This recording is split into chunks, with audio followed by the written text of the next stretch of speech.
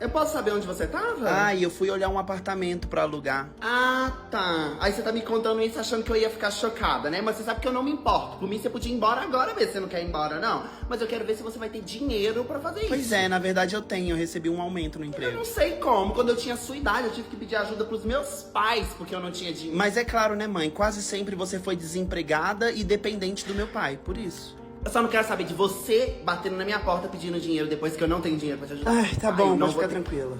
Aqui, deixa eu te perguntar. Você anda falando com seu irmão ou ele tá te ignorando também? Não, eu sempre falo com ele, por quê? Ah, é? É porque ele não fala mais nada comigo, não manda notícia. Ah, e eu converso com ele praticamente todo dia. Não sabia que vocês estavam tão próximos assim, não. Da última vez que ele conversou comigo, ele tinha tanta coisa pra falar de você, ele falou tão mal. Tá, de e você. por que você tá falando isso? Você quer que a gente brigue, alguma coisa assim? Não. Ah, tá. Claro que Que não. bom, porque isso não vai acontecer. É mais fácil você enviar